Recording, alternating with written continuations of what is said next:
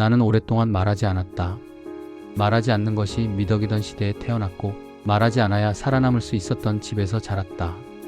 우리 집에서는 아버지의 말이 곧 법이었다. 이유를 묻는 것은 버릇없음이었고 눈을 마주치는 것은 도전이었다. 어머니는 늘 고개를 숙이고 살았다. 웃고 있을 때조차 눈은 바닥을 향해 있었다.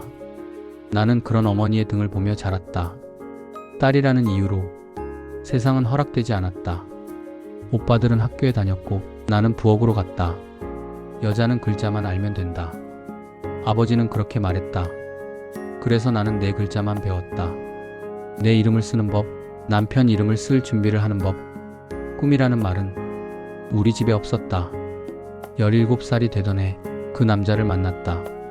그는 트럭 운전사였고 세상 이야기를 많이 알고 있었다. 바다 이야기를 했고 도시 이야기를 했다. 여기 말고 다른 세상이 있어. 그 말 한마디가 내 가슴에 처음으로 바람을 불어넣었다. 나는 그를 사랑했다기보다 그가 보여준 밖을 사랑했는지도 모른다.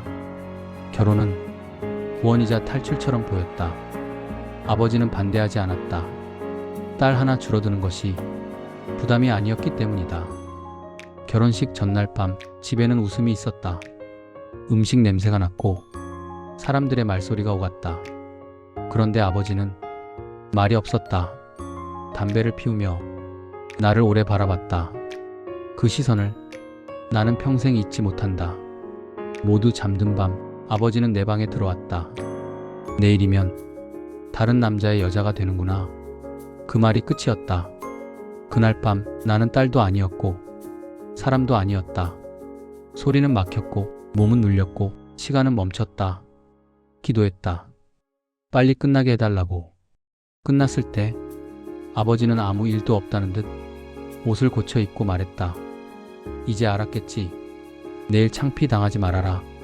다음날 나는 흰옷을 입고 웃었다. 사람들은 행복해 보인다고 말했다. 아무도 몰랐다. 내 안에서 무언가 완전히 부서졌다는 걸. 결혼 후 몸이 이상하다는 걸 느꼈다. 아이였다. 날짜를 세어보며 나는 밤마다 토했다. 그 아이는 남편의 아이가 아니었다. 그러나 그 사실을 말하면 모든 것이 끝난다는 것도 알고 있었다. 그래서 나는 침묵을 선택했다. 아이를 낳던 날 비가 왔다.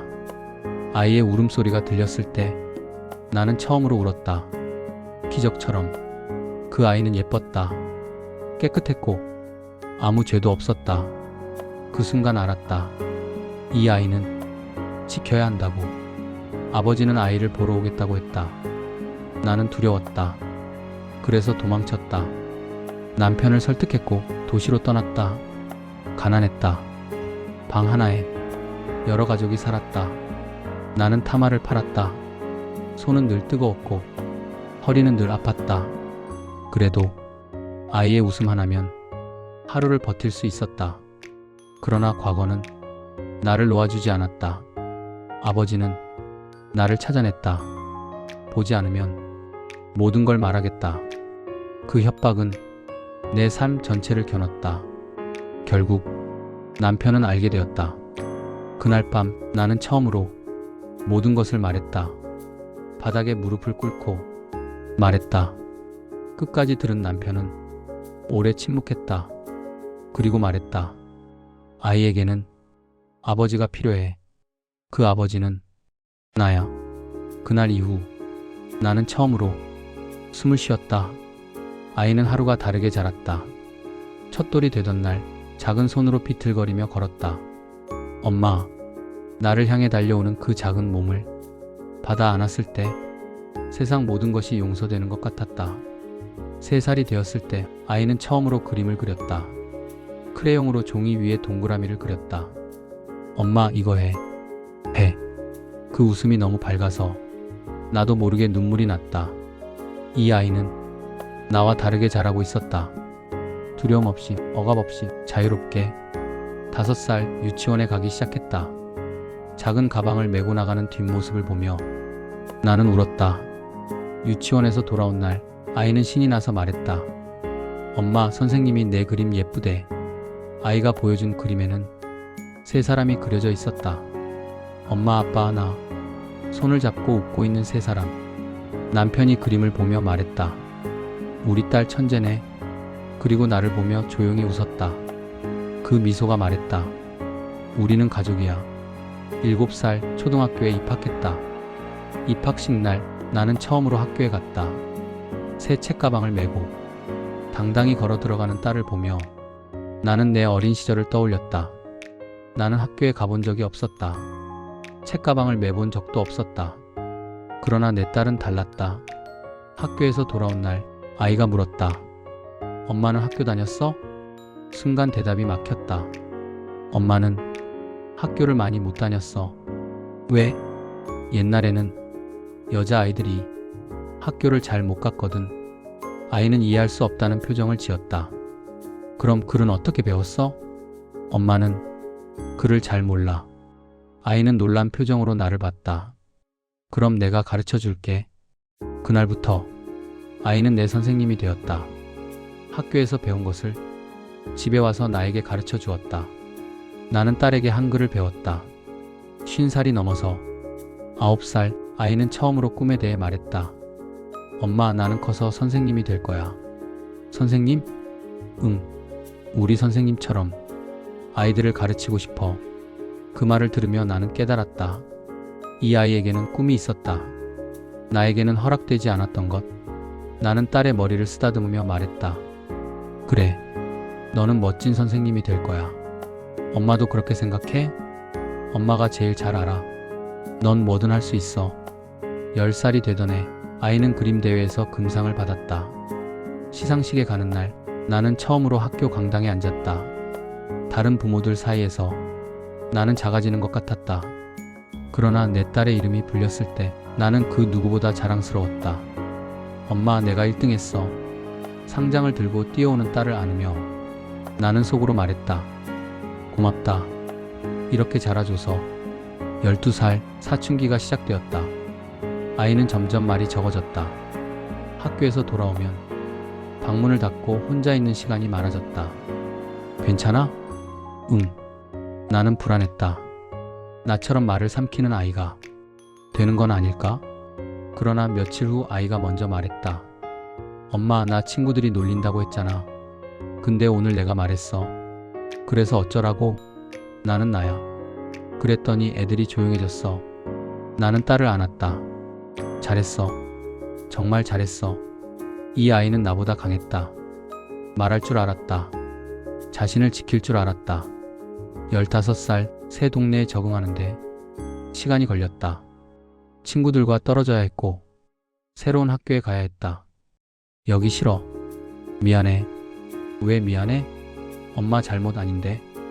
딸은 나보다 어른 같았다. 18살 수능을 봤다. 시험장에 가는 딸을 배웅하며 나는 기도했다. 이 아이가 원하는 걸 이루게 해주세요. 결과가 나온 날 딸은 울며 집에 왔다. 떨어진 거야? 아니, 붙었어. 교육대학에. 그럼 왜 울어?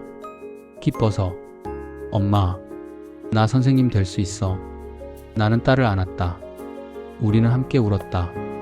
남편도 울었다. 우리 셋은 작은 방 한가운데서 서로를 안고 울었다. 딸은 대학을 졸업하고 정말 선생님이 되었다. 첫 출근 날 교복을 입고 나가는 모습을 보며 나는 눈물을 흘렸다. 엄마, 왜 또 울어?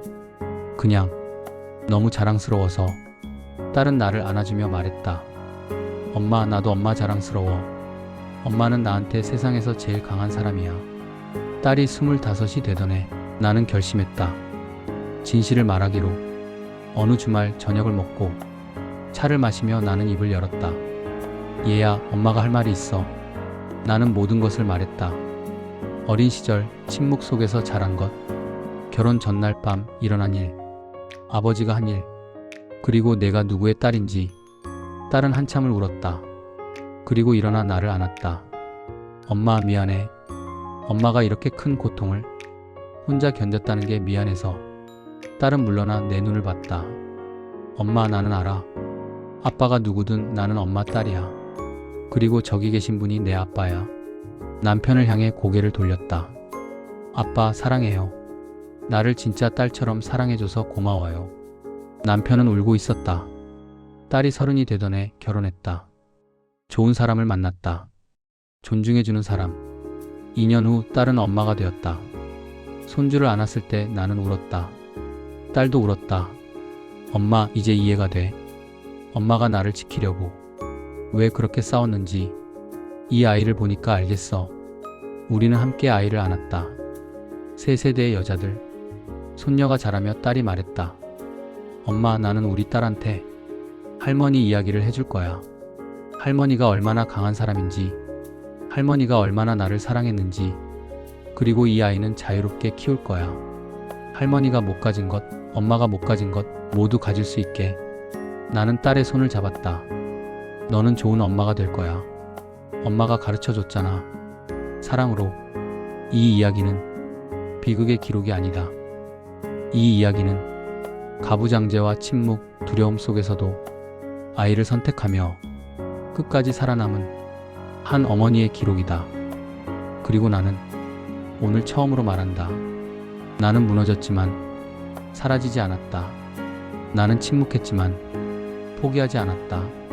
나는 어머니였고 살아남았다.